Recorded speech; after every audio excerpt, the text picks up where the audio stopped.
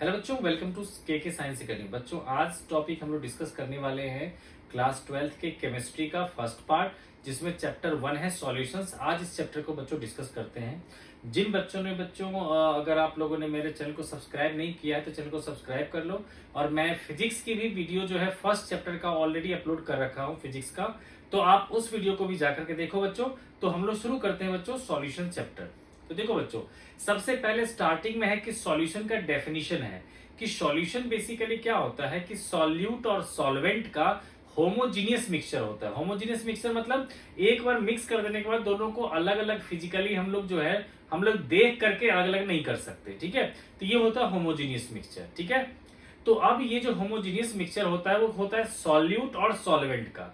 यानी कि जो मिक्सचर हम लोग लेते हैं बच्चों, ये जो सॉल्यूशन होता है बेसिकली आपको जो पढ़ना हो बाइनरी सॉल्यूशन पढ़ना। बाइनरी सॉल्यूशन मतलब जिसमें दो ही कंपोनेंट हो, ठीक है, एक सॉल्यूट और एक सॉल्वेंट, ठीक है बच्चों। तो सॉल्वेंट उसको कहते हैं जिसको की कह सकते हैं जिसकी क्वांटिटी मिक्सचर में ज्यादा हो वो होता है सॉल्वेंट, और जिसकी क्वांटिटी कम होती है उसको कहते हैं सॉल्यूट, ठीक है बच्चों। तो ये जो सॉल्वेंट होता है वही जनरली डिसाइड करता है फेज को, कि अगर सॉल्वेंट हमारा सॉलिड फेज का है तो वो सॉलिड ही सॉल्यूशन बनेगा, अगर लिक्विड फेज का है तो लिक्विड बनेगा, गैसियस फेज का है तो गैसियस फेज का बनेगा। इसके लिए बच्चों बुक में आपको टेबल दे रखा है, ठीक है। हो सकता है आपसे एग्जांपल पूछ दे कि चलो ठीक है, एक काम करो कि एक ऐसा सॉल्वेंट बताओ जो सॉल्वेंट तो है सॉलिड लेकिन उसमें जो सॉल्यूट है वो है गैस। तो आप उसका एग्जाम्पल दे सकते हैं बच्चों कि Na या फिर Pt या Pd के साथ जो H2 होता है, ठीक है ना। जैसे बच्चों मान लो निकल होता है मेटल, ठीक है, इसके साथ H2 होता है, या Pt के साथ H2 होता है, या Pd के साथ H2 होता है, ठीक है। तो ये सारे के सारे क्या होता है, हाइड्रोजन जो है वो उस मेटल के इंटरस्टिशियल साइड्स पे जाके ट्रैप्ड होकर के रखा रहता है, ठीक है, और जिसको यूज किया जाता है रिड्यूसिंग एजेंट के तौर पर, ठीक है। तो यहां पर क्या होगा, ये हो गया सॉल्वेंट, ये हो गया सॉल्यूट, ठीक है। तो इसी तरह से बच्चों टेबल में आप लोग देख सकते हो कि अलग अलग तरह के सॉल्वेंट के साथ हम अलग अलग फेज वाले सॉल्यूट यूज करके अलग अलग हम लोग सॉल्यूशन बना सकते हैं, ठीक है बच्चों। ये तो बच्चों सबसे सिंपल चीज थी। अब बढ़ते हैं बच्चों हम लोग सॉल्यूशन की तरफ, ठीक है। तो सॉल्यूशन में बच्चों आता है कि सॉल्यूशन को रिप्रेजेंट करने वाले टर्म जो होते हैं वो आता है हमारा कंसंट्रेशन ऑफ सॉल्यूशन, ठीक है। तो कॉन्सेंट्रेशन ऑफ सॉल्यूशन बच्चों बताता है बेसिकली आपको कि कितना अमाउंट ऑफ सॉल्यूट जो है उस सॉल्वेंट में है। अगर ज्यादा सॉल्यूट होता है तो कहते हैं कॉन्सेंट्रेटेड सॉल्यूशन है, कम सॉल्यूट होता है तो कहते हैं ये कि डाइल्यूट सॉल्यूशन है, ठीक है बच्चों। तो हम लोग बच्चों स्टार्ट करते हैं कंसंट्रेशन ऑफ सॉल्यूशन से। कंसंट्रेशन ऑफ सॉल्यूशन, तो देखो बच्चों कंसंट्रेशन ऑफ सॉल्यूशन को हम लोग कई पार्ट में हम लोग इसको क्लासिफाई करते हैं। तो सबसे पहला टर्म आता है बच्चों परसेंटेज बाय मास, ठीक है, परसेंटेज बाय मास। सेकंड आता है मोलैरिटी, थर्ड आ जाता है बच्चों मोलैलिटी, मोलैलिटी। फोर्थ आ जाता है मोल फ्रैक्शन, मोल फ्रैक्शन, ठीक है। इसी तरह से हमारा नॉर्मेलिटी भी कहीं कहीं भी यूज कर सकते हैं हम लोग, बट मोस्टली हम लोग यही यूज करते हैं, ठीक है। इसके अलावा आता है बच्चों ppm मतलब parts per million. This is the parts per million. तो देखो बच्चों आप लोगों ने ना इन सभी टर्म को 11th में भी आप लोग पढ़े होंगे, ठीक है। तो मैं बच्चों एक एक एग्जाम्पल बताते हुए हर एक चीज को ब्रीफ में मैं डिस्कस करते हुए आगे बढ़ जाऊंगा, ठीक है बच्चों। फिर भी बच्चों किसी बच्चों को कोई प्रॉब्लम हो तो बताना, तो इसको डिटेल भी कर देंगे, ठीक है। तो देखो बच्चों सबसे पहला हम लोग लेते हैं परसेंटेज बाय मास, ठीक है। तो परसेंटेज बाय मास का मतलब क्या हो गया, इसका मतलब हो गया कि मास of solute present in 100 gram solution, कि 100 ग्राम सॉल्यूशन में कितना ग्राम सॉल्यूट है वही कहलाता है उसका परसेंटेज बाय मास। तो इसको सॉल्व कैसे करते हैं हम लोग, इसका फॉर्मूला होता है मास ऑफ सॉल्यूट अपॉन में मास of solution, mass of solution into 100, ठीक है। अब एग्जांपल मान लो बच्चों ले लिया कि 20 gram solute is dissolved in 100 gram solvent, है ना। Then calculate percentage by mass. Of solution. ठीक है बच्चों, इसको देखो बहुत सारा हम लोग अभी एग्जांपल डिस्कस करेंगे, अभी ब्रीफ में डिस्कस कर रहा हूं मैं। तो इसमें क्या कहोगे कि सर ये परसेंटेज बाय मास जो होगा हमारा वो क्या होता है, mass of solute which is 20 gram, mass of solution वो क्या होगा, सॉल्यूट का मास प्लस सॉल्वेंट का मास इनटू 100। ठीक है बच्चों, इसको सॉल्व कर लोगे तो आ जाएगा परसेंटेज बाय मास। ठीक है बच्चों, तो ये हो गया हमारा। अब चलते हैं बच्चों मोलैलिटी पर। ठीक है, तो देखो बच्चों मोलैलिटी जो है उसका डेफिनेशन जो है आप लोगों ने 11th में पढ़ रखा है, जिस बच्चों को नोट डाउन करना होगा तो मैं बोल देता हूं। ठीक है, तो देखो जो मोलैलिटी जो होता है हमारा, उसका डेफिनेशन होता है नंबर ऑफ मोल्स, इसको स्मॉल में नोट करते हैं। इसका डेफिनेशन होता है बच्चों number of moles of solute dissolved in 1 kg solvent. ठीक है बच्चों, तो आप लोग बच्चों उसको लिख लेना। ठीक है, मैं यहां पर सिर्फ इसका फॉर्मूला लिखता हूं। देखो ये जो होता है इसका फॉर्मूला होता है WB by capital MB into 1000 upon में WA। तो यहां बेटा WB होता है mass of solute in gram, mass of solute in gram.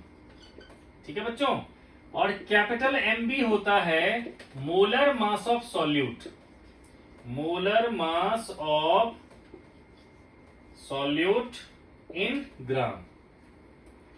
WA होता है हमारा mass of solvent in gram, mass of solvent in gram.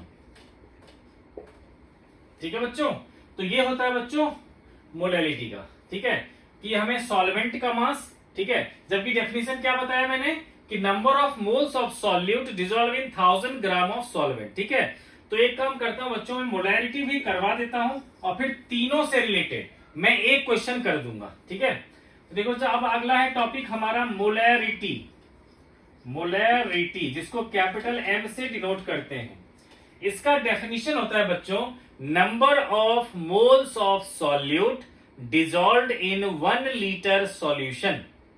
ठीक है, number of moles of solute dissolve in 1 litre solution.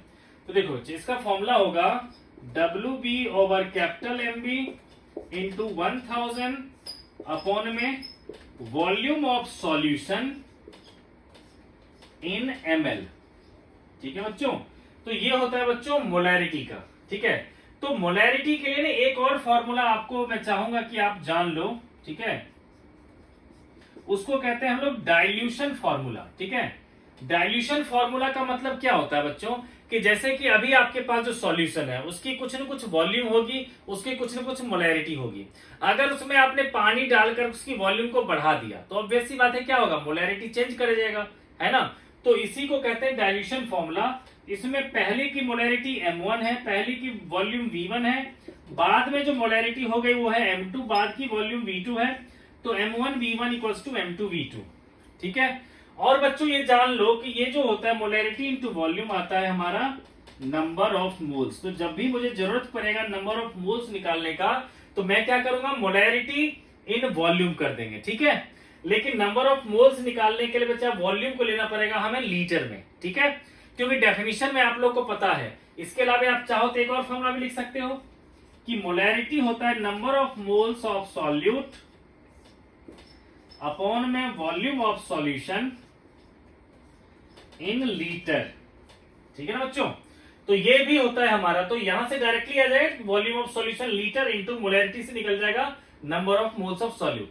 ठीक है बच्चों, तो अब बच्चों इस तीनों से बेस्ड एक क्वेश्चन मैं आपको करवाता हूं। ठीक है, जिसमें परसेंटेज बाय मास, मोलैरिटी ये तीनों आ जाए। ठीक है,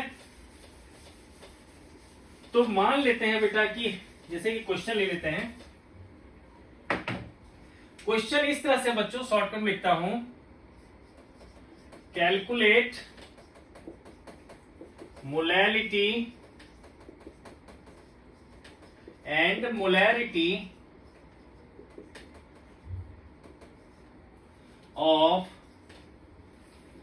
20% NaOH solution of density equals to 1.2 ग्राम पर ml।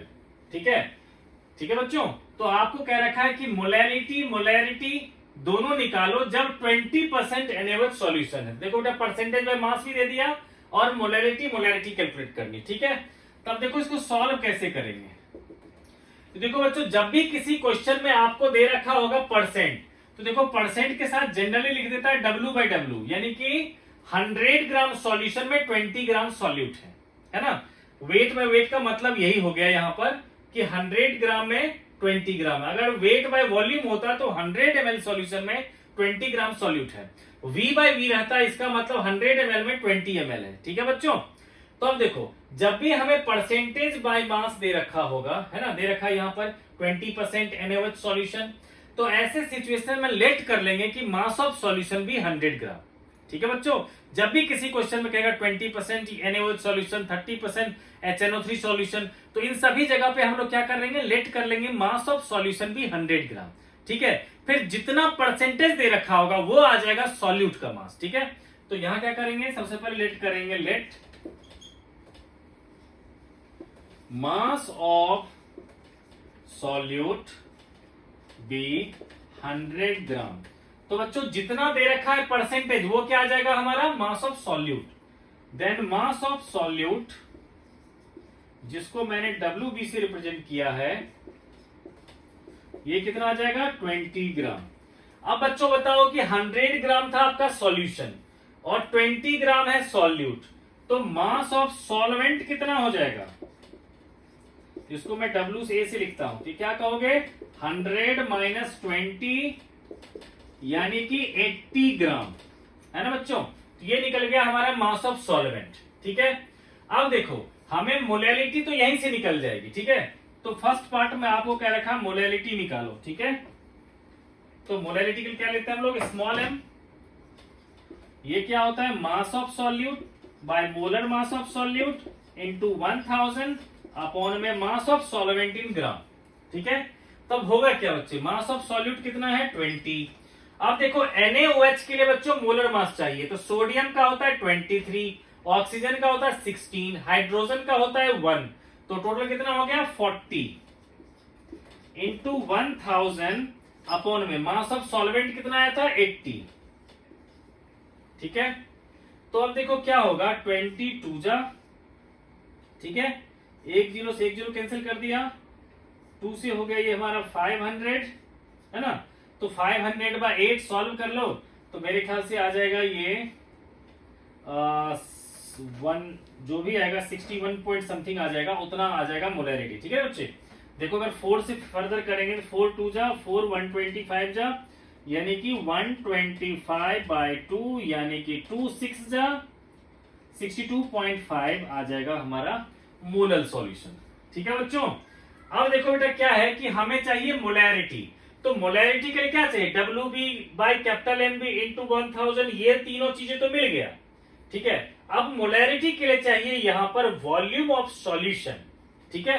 हमें क्या चाहिए बच्चों, वॉल्यूम ऑफ सॉल्यूशन, ठीक है। तो देखो मास ऑफ सॉल्यूशन है 100 ग्राम और डेंसिटी ऑफ सॉल्यूशन है 1.2, तो यहीं पर अगर आप लोग निकाल लेते पहली बार में ही कि मास ऑफ सॉल्यूशन होगा हमारा मतलब वॉल्यूम ऑफ सॉल्यूशन, हमें क्या निकालना बच्चों, वॉल्यूम ऑफ सॉल्यूशन। तो वॉल्यूम ऑफ सॉल्यूशन क्या होगा, mass of solution which is 100 by density 1.2 यानी कि 1000 बाय 12, इतना ml आ जाएगा, ठीक है बच्चों। तो अगर बच्चों हमें मोलैरिटी के बाद मोलैरिटी अगर निकालना है तो मैं यहीं पर निकाल देता हूं, है ना। तो हम कहेंगे कि मोलैरिटी होता है WB over capital MB into 1000 upon में volume of solution in ml। तो ये कितना आ जाएगा बच्चों, 20, ये निकाल चुके हैं, 40 इंटू 1000 अपॉन देखो वॉल्यूम कितना आया है 1000, ठीक है, अपॉन में 12, तो 12 चला जाएगा ऊपर, है ना। तो देखो बच्चों 22 जा 2 6 जा, है ना, यानी कि 6 मोलर आ गया हमारा सॉल्यूशन, ठीक है। तो इससे बच्चों क्या होगा, मोलैरिटी भी निकल गया, मोलैरिटी भी निकल गया। अगर मान लो बेटा हमारे पास वॉल्यूम आ चुका है इतना, ठीक है, अब कहता है कि इस वॉल्यूम को मैंने डाइल्यूट कर दिया, ठीक है, पानी 1 लीटर डाल दिया उसमें तो डाइल्यूट हो गया, तो नई मोलैरिटी निकालो। तब क्या लगा लेते हैं हम लोग, M1 V1, जो M1 ये है, V1 ये है, M2 हमें निकालना है और V2 हमने जो है टोटल वॉल्यूम को ऐड करके निकाल लेंगे, तब आ जाएगा। ठीक है बच्चों, तो अब बच्चों चलते हैं हम लोग नेक्स्ट, जो हमने मोलैरिटी का कर लिया। ठीक है, अब एक वैसे क्वेश्चन है बच्चों, देखो एनसीईआरटी का इंटेक्स्ट क्वेश्चन है, आप लोग देख लो। ठीक है, इसमें क्वेश्चन में कह रखा है, ठीक है, कि एक जो है यूरिया है हमारा NH2CONH2, देख लो बच्चों क्वेश्चन इसी में है। ठीक है, इसमें आपसे कह रखा है कि एक यूरिया का वाटर में सॉल्यूशन है जिसकी मोलैरिटी दे रखा है 0.25 मोलर और सॉल्यूशन का मास है 2.5 kg। ठीक है, ये इंटेक्स्ट क्वेश्चन में ही है बच्चों, देख लेना आप लोग। ठीक है, तो उसमें कह रखा है कि calculate the mass of solute which will dissolve in the solution of 2.5 kg so that molarity is 0.25। ठीक है, तो देखो बच्चों हमें इसका मास निकालना है, जबकि मास ऑफ सॉल्यूशन जो दे रखा है, हमें मास ऑफ सॉल्यूशन दे रखा है 2.5 kg, इसको मैंने 2500 ग्राम लिख दिया। ठीक है, और देखो बेटा ये NH2CONH2 का हमें मास निकालना है, इसका मोलर मास क्या होगा, तो कैपिटल एम भी क्या कहोगे, 14 + 2 16 + 12 28 + 32, है ना। इस तरह से बच्चों आ जाएगा। ये देखो ऑक्सीजन का 16 प्लस ये होगा 40 + 2, इसलिए मैंने कह दिया 32। ठीक है, तो ये आ जाएगा 60 ग्राम, है ना बच्चे। तो देखो हमें जो है मास ऑफ सॉल्यूशन है 2500, ठीक है, और मास ऑफ सॉल्यूट हमें निकालना है। ठीक है, तो आप क्या कह सकते हो, मान लेते हैं बेटा मास ऑफ सॉल्यूट कितना है, x ग्राम।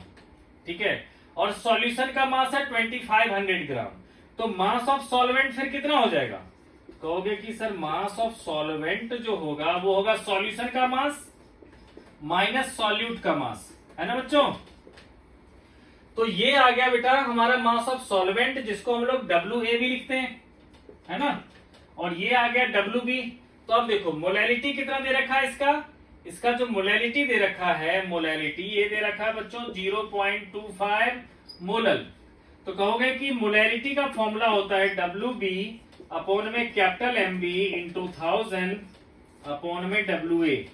तो ये है बच्चों 0.25, मास ऑफ सॉल्यूट को आपने x लिया, ये है मोलर मास 60 इंटू 1000, और देखो बच्चों 2500 ग्राम था सॉल्यूशन और सॉल्यूट था x, तो सॉल्वेंट का कितना निकला है हमारा, तो 2500 माइनस x। ठीक है बच्चों, तो यहां सिर्फ एक ही अननोन है x, इसको सॉल्व कर लोगे तो निकल जाएगा मास ऑफ सॉल्यूट।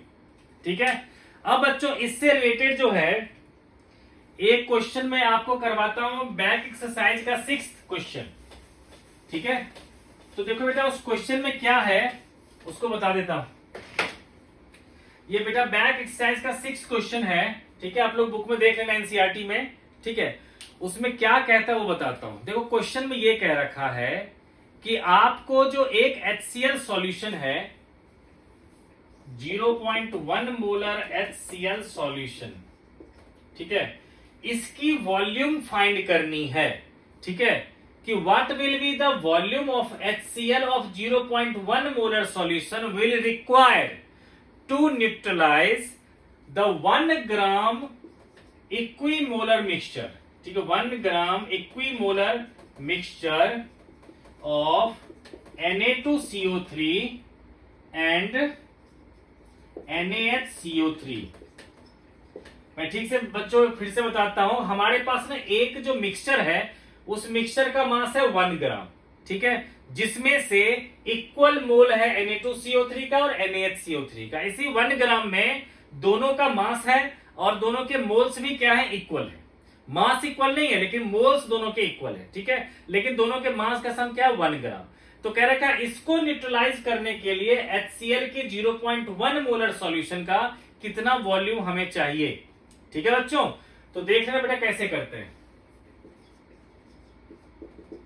देखो बच्चों इसमें क्या करेंगे, हम लोग लेट कर लेंगे।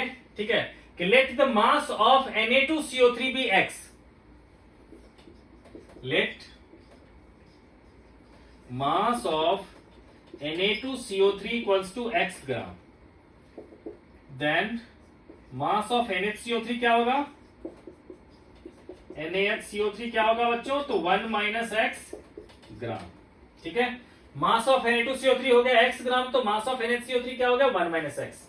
अब देखो बच्चों, Na2CO3 का मोलर मास आप निकालते हो, मोलर मास ऑफ Na2CO3, तो वो आ जाता है 106 ग्राम, और मोलर मास निकालते हो आप NaCO3 का, तो वो आ जाएगा बच्चों 84 ग्राम। ग्राम मोलर मास में लेंगे, आ जाएगा ग्राम।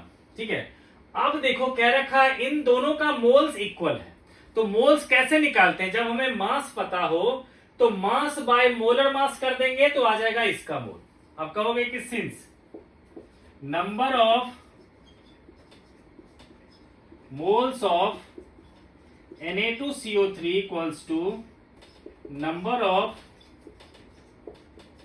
मोल्स ऑफ NaHCO3, है ना बच्चों? तो इसका मास कितना था? x बाय 106 equals to 1 minus x by 84।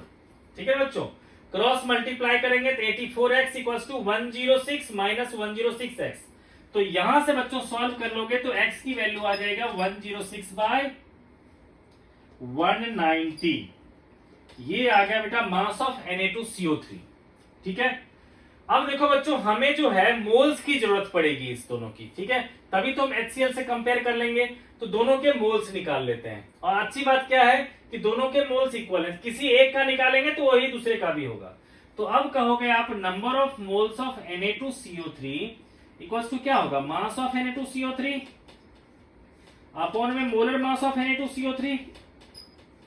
इसका बच्चों मास आप लोगों ने निकाला 106 बाय 190, और इसका मोलर मास है 106, तो आज कितना जाएगा? ये 1 बाय 190 मोल आ गया।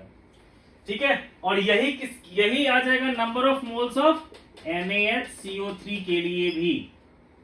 ठीक है बच्चों, तो दोनों के मोल्स क्या आ गए? 1 बाय 190। ठीक है बच्चों, किसी कोई प्रॉब्लम?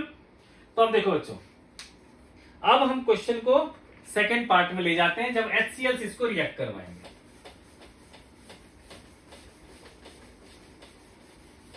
अब देखो, दोनों को हम HCl से रिएक्ट करवा करके हम लोग कोएफिशिएंट से कंपेयर करके HCl के मोल्स निकालेंगे। तो देखो, सबसे पहले लिखते हैं Na2CO3। Na2CO3 plus HCl gives NaCl plus H2CO3। ठीक है, अगर किसी बुक में बच्चों H2O प्लस CO2 अलग कर दिया होगा तो सरप्राइज मत होना, क्योंकि H2CO3 हमेशा अनस्टेबल होता है। वो जो है कभी भी जो है, इसको कार्बोनिक एसिड कहते हैं, जो कोल्ड ड्रिंक में डला रहता है, वो कभी भी पानी में आप CO2 गैस डिजोल्व करोगे तो H2CO3 बन जाता है, तो वो अनस्टेबल होता है। ठीक है, तो कहीं कहीं पे इसको H2 और CO2 अलग भी लिखा जाता है। चलो बच्चों वापस आते हैं। देखो बच्चों, जितने सोडियम है सारा का सारा NaCl बनाया, तो यहाँ 2 था तो 2 लगा दिया, और इसको बैलेंस करने के लिए 2। ठीक है, अब देखो कोएफिशिएंट के हिसाब से इसका 1 मोल तो इसके 2 मोल, है ना? कहोगे since 1 mole Na2CO3 requires 2 moles of HCl, 2 moles of HCl. Therefore, 1 by 190 moles of Na2CO3 will required, तो 2 by 190 mole of HCl। है ना बच्चों? यानी कि Na2CO3 को न्यूट्रलाइज करने के लिए 2 by 190 मोल हमें चाहिए HCl का, है ना? अब फिर से लिखते हैं NaHCO3 के लिए। NaHCO3 प्लस HCl, ये क्या देगा हमें? NaCl plus H2CO3। देखो यहां पर एक NaHCO3 के लिए सिर्फ ये A लिखा है बच्चों, कंफ्यूज मत करना आप लोग। ठीक है, 1 मोल NaCO3 के लिए 1 मोल ही HCl चाहिए, तो कहोगे कि सिंस 1 मोल NaHCO3 requires 1 मोल HCl। मैंने लिखा बच्चों, जब वर्ड क्लियर नहीं हो तो मैं बोल देता हूं, 1 मोल NaHCO3 requires 1 मोल HCl। Therefore, इसके मोल कितने थे? तो 1 by 190। तो 1 by 190 के लिए कितना चाहिए इसको? तो 1 by 190 मोल, है ना? तो देखो HCl को हमें न्यूट्रलाइज करने के लिए कितना चाहिए? तो 2 by 190 चाहिए HCl इसके लिए, और 1 by 190 चाहिए इसके लिए। तो कहोगे therefore total moles of HCl required, total moles of HCl requires तो क्या होगा बच्चों, 2/190 प्लस 1/190 यानी कि 3/190 मोल किसके, HCl के। अब देखो बच्चों, आप लोगों को पता है कि नंबर ऑफ मोल्स हमें दे रखा है, मोलैरिटी दे रखा है, तो वॉल्यूम कैसे निकालेंगे। ठीक है, तो आप कह सकते हो, ठीक है, कि नंबर ऑफ, तो हमें क्या चाहिए, वॉल्यूम चाहिए, है ना बच्चों। तो आपको पता है बच्चों की मोलैरिटी क्या होता है, number of moles by volume in litre. तो वॉल्यूम को इधर ले आऊंगा तो क्या होगा, मोलैरिटी नीचे चला जाएगा। तो देयरफॉर वॉल्यूम जो आ जाएगा वो आएगा 3/190 इंटू इसकी मोलैरिटी जो है 0.1 यानी कि 3/19 लीटर। ठीक है ना बच्चों, तो इतनी लीटर HCl का सॉल्यूशन हमें लेना पड़ेगा टू न्यूट्रलाइज कंप्लीटली। ठीक है बच्चों, तो ये था बच्चों मोलैरिटी से रिलेटेड कंसेप्ट। अब बच्चों चलते हैं, जो मैंने 2 पार्ट और बचा हुआ है इसमें उसको मैं बताता हूं, जिसमें एक है बच्चे हमारा मोल फ्रैक्शन और दूसरा है हमारा ppm। ठीक है, देखो बेटा, नेक्स्ट जो है कैटेगरी हमारा मोल फ्रैक्शन। मोल फ्रैक्शन का मतलब क्या हुआ कि किसी मिक्सचर में मान लो बेटा कि Na मोल है A का, Nb मोल है B का, है ना। तो मोल फ्रैक्शन A का क्या होगा, उसका मोल अपॉन में टोटल मोल्स। ठीक है, तो मोल फ्रैक्शन को बच्चों अगर हमने मिक्सचर में लिखा जाए A, तो ये होगा Na/Na प्लस Nb। क्योंकि मैंने बच्चों बताया कि हम लोग बाइनरी सॉल्यूशन की बात करते हैं, ज्यादातर सॉल्यूशन में क्या होगा, सिर्फ 2 ही पार्ट होगा, 3 नहीं होगा। वैसे मोल फ्रैक्शन में अगर 3 रहता है यहां पर, तो भी उसका मोल फ्रैक्शन होता है Na/Na plus Nb plus Nc। ठीक है, नीचे आता है टोटल मोल्स, ऊपर में आता है उसका मोल। ठीक है बच्चों, क्लियर है। ठीक है, तो अब देखो बच्चों, जैसे कि अभी हम लोग आगे एक क्वेश्चन करेंगे। ठीक है, तो उसी से मिलता हुआ कंसेप्ट ले लेता हूं मैं एक क्वेश्चन में। Calculate mole fraction of H2S in its 0.195 molal solution. देखो बच्चों, ये जो एनसीईआरटी का इंटेक्स का जो है ना, आपका आएगा हेनरीज लॉ का पहला क्वेश्चन है वो, उसी में हमें जरूरत पड़ेगी, मोलैरिटी दे रखा होगा और हमें मोल फ्रैक्शन निकालने की जरूरत पड़ेगी। ठीक है, तो मैंने उसी से लेकर के आपको बता रहा हूं कि कैसे निकाल सकते हैं। ठीक है, बस हमें डेफिनेशन पता होना चाहिए मोलैरिटी का। तो देखो बच्चों, मोलैरिटी का डेफिनेशन आप लोग को बताया था कि अगर मोलैरिटी 2 है, इसका मतलब 2 mole of solute dissolve in 1000 gram of water. ठीक है, अगर सॉल्वेंट वाटर है तो। ठीक है, तो मान लो बेटा यहां पर दे रखा है 0.195 मोलर सॉल्यूशन, है ना। तो आप कह सकते हो कि since 0.195 molar solution of H2S implies that, है ना, कि 0.195 moles of H2S is dissolved in 1000 gram of water. ठीक है बच्चों, तो 0.195 मोल्स ऑफ सॉल्यूट जो है वो डिसॉल्व है 1000 ग्राम वाटर में। ठीक है, तो अब देखो बच्चों, मैं जो number of moles of solute निकालूंगा वो कितना दे रखा है, 0.195 और number of moles of solvent निकालूंगा तो सॉल्वेंट क्या है, वाटर। वाटर का मास दे रखा है 1000 ग्राम। तो मास से मोल्स कैसे निकालते हैं, तो जब उसको हम उसके मोलर मास से डिवाइड करेंगे तो कितना आ जाएगा, लगभग 55.56 के करीब आ जाएगा। ठीक है, तो हमारे पास Nb आ गया, हमारे पास Na आ गया। तो मोल फ्रैक्शन ऑफ B, जिसको सॉल्यूट का मोल फ्रैक्शन कहेंगे, तो क्या होगा, Nb अपॉन में Na प्लस Nb यानी कि 0.195 बाय 0.195 प्लस 55.56। ठीक है बच्चे, तो इस तरह से बच्चों हम लोग मोल फ्रैक्शन को भी फाइंड कर सकते हैं। ठीक है, तो आगे बच्चों बहुत सारे ऐसे क्वेश्चन आएंगे जिसमें मोलैरिटी दे रखा होगा, मोल फ्रैक्शन निकालो, मोल फ्रैक्शन देगा तो मोलैरिटी निकालने के लिए दे सकता है। ठीक है, तो इसके लिए बच्चों डेफिनेशन आपको पता होना चाहिए जो मोलैरिटी का होता है। ठीक है, अब लास्ट पार्ट है बच्चों इसका, वो है हमारा पीपीएम। ठीक है, तो पीपीएम करते हैं। देखो पीपीएम जो है बेसिकली वो यूज होता है कंटामिनेशन में। जैसे कि मान लो कोई भी जो डिजास्टर मैनेजमेंट वाले जब भी किसी पानी में उतरना होता है तो उससे पहले चेक करते हैं कि उसमें जो है सल्फर का या आर्सेनिक का क्या कंटामिनेशन है। ठीक है, वो चेक करते हैं कि जैसे पीपीएम 4 आ गया, इसका मतलब हो गया, मान लो उसमें कहते हैं आर्सेनिक का 4 पीपीएम, इसका मतलब हो गया कि 10 लाख मॉलिक्यूल्स ऑफ वाटर में से 4 मॉलिक्यूल किसके हैं, आर्सेनिक के। ठीक है, तो यहां देखो बच्चों हम लोग ले रहे हैं 4th पीपीएम, जिसका फुल फॉर्म होगा पार्ट्स पर मिलियन। ठीक है, इसका मतलब क्या होगा बच्चों, number of solute particles present in 10⁶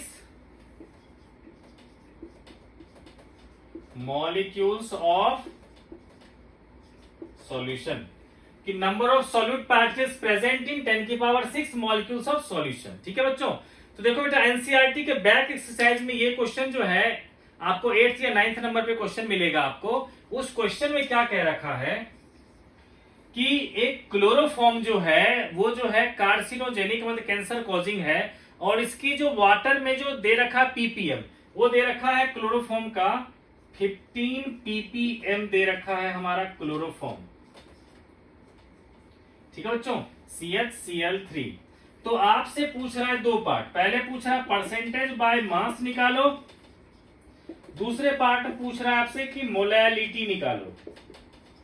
ठीक है, मतलब एक ऐसा सॉल्यूशन है जिसमें 15 पीपीएम CHCl3 है by mass, 15 ppm by mass. देखना बेटा क्वेश्चन में जो है दे रखा है, ठीक है, 15 पीपीएम बाय मास दे रखा है आपका, ये क्वेश्चन है। ठीक है, तो बच्चों इस क्वेश्चन को देख लो। ठीक है, और मैं बच्चों इस क्वेश्चन को बताता हूं कैसे करेंगे। ठीक है, यहां पर क्या है 15 पीपीएम बाय मास कर दिया, इसका मतलब क्या हुआ, जैसे 15 पीपीएम रहता तो इसका मतलब 10⁶ मॉलिक्यूल अगर वाटर का है, सॉल्यूशन का है, उसमें 15 मॉलिक्यूल क्लोरोफॉर्म का होगा।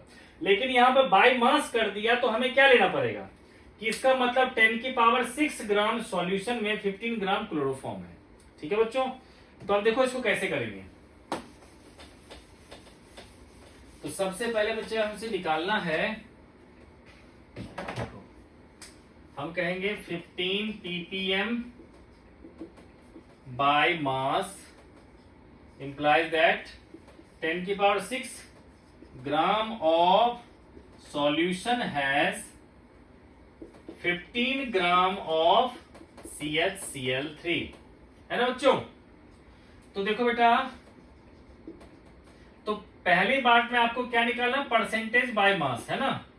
परसेंटेज बाय मास निकालोगे तो क्या होता है, mass of solute which is 15 gram upon mass of solution which is 10⁶ gram into 100, तो कितना आ जाएगा 15 × 10⁻⁴%। ठीक है बच्चे, ये फर्स्ट पार्ट हो गया। अब सेकेंड पार्ट निकालना हमें मोलैलिटी। ठीक है, तो देखो जब मोलैलिटी कैसे निकालेंगे, तो मोलैलिटी में क्या लेना होता है हमें, mass of solute, second part molality जिसका फॉर्मूला क्या होता है, mass of solute per molar mass of solute into 1000 by mass of solvent in gram.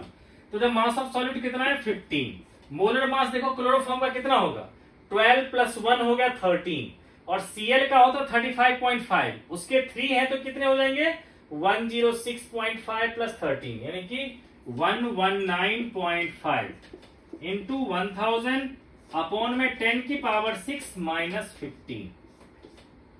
ठीक है, तो मैं तो कहूंगा ऐसे कैलकुलेशन बताओ, ये 1 लाख है, 1 लाख 10 लाख है, 10 लाख में से 15 को हम इग्नोर भी कर सकते हैं। ठीक है, तो इसको हम इग्नोर कर देंगे और सॉल्व कर लेंगे। ठीक है, तो ये आ जाएगा बच्चों इसका मोलैलिटी। ठीक है, तो देखो बच्चों हमने कॉन्सेंट्रेशन वाला जो टॉपिक है वो सारा का सारा डिस्कस कर लिया है।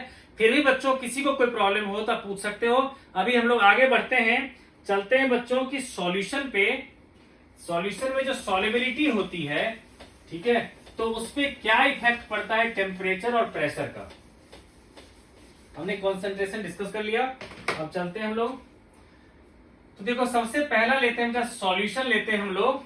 ठीक है, उसमें लेते हैं सॉलिड इन लिक्विड का सॉल्यूशन। ठीक है, तो उसमें से लेते हैं हम लोग फैक्टर्स affecting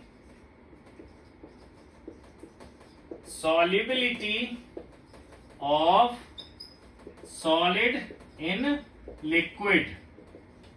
ठीक है बेटा, कि सॉलिड इन लिक्विड, जब किसी लिक्विड में जब सॉलिड को डिसॉल्व करते हैं तो उसमें जो है कौन कौन सा फैक्टर है जो सॉलिबिलिटी को अफेक्ट करता है। तो सबसे पहला लेते हैं बेटा टेम्परेचर का। ठीक है, तो टेम्परेचर देखो बढ़ाने से क्या होता है, किसी सॉलिड की जो सॉलिबिलिटी होती है लिक्विड में वो बढ़ जाता है। ठीक है, जैसे कि मान लो आप चीनी को पानी में घोलोगे तो एक सिचुएशन आ जाएगा जब सैचुरेट हो जाएगा सॉल्यूशन, उसके बाद कितना भी चीनी डालोगे वो नीचे बैठ जाएगा, वो डिजोल्व नहीं होगा। लेकिन अब आप क्या करो, उस पानी को हीट करने लगो, और हीट करने के बाद फिर से स्टेरिंग करोगे तो क्या होगा कि सारे के सारे जो वहां पर इकट्ठा था चीनी वो सब का सब क्या होगा, डिजोल्व हो जाएगा। ठीक है, इससे क्या पता चला कि टेम्परेचर बढ़ाने से सॉलिड की सॉलिबिलिटी इन लिक्विड बढ़ जाती है। ठीक है, तो हम कह सकते हैं solubility of solid in liquid increases with rise in temperature, increases with rise in temperature।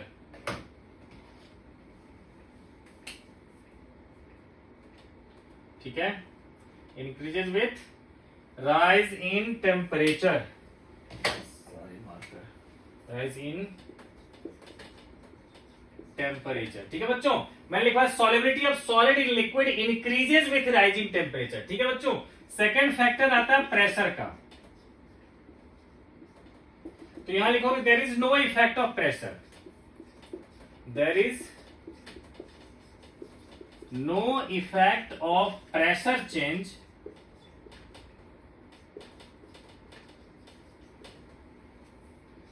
on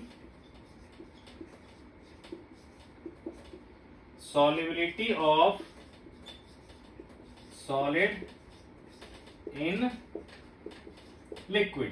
ठीक है, क्यों नहीं होता बच्चों, क्योंकि सॉलिड और लिक्विड दोनों की दोनों क्या होता है, इनकम्प्रेसिबल होते हैं। मतलब प्रेशर लगा के सॉलिड की वॉल्यूम को आप कम नहीं कर सकते, प्रेशर लगा के आप लिक्विड की वॉल्यूम में ज्यादा इफेक्ट नहीं कर सकते। ठीक है, तो इसीलिए क्या होता है कि प्रेशर से इसकी सॉलिबिलिटी पे कोई इफेक्ट नहीं पड़ता। ठीक है बच्चों, तो बच्चों अभी हमने solubility of solid in liquid तो पढ़ लिया। अब बच्चों हम लोग डिस्कस करने वाले थे solubility of gas in liquid, लेकिन मैं सोचता हूं कि इसके लिए एक अलग पार्ट बना दूं क्योंकि वो अपने आप में बहुत ही इंपॉर्टेंट टॉपिक है, तो फिर वीडियो लंबा हो जाएगा। तो इसलिए बच्चों क्या करूंगा, इसका पार्ट में बनाऊंगा, सेकंड पार्ट बनाऊंगा। ठीक है, जिसमें पूरा का पूरा हेनरीज लॉ, उसके एप्लीकेशन, उससे रिलेटेड न्यूमेरिकल्स और पॉजिटिव और negative deviation from ideal behaviour, वो सारा टॉपिक दूंगा सेकंड पार्ट में।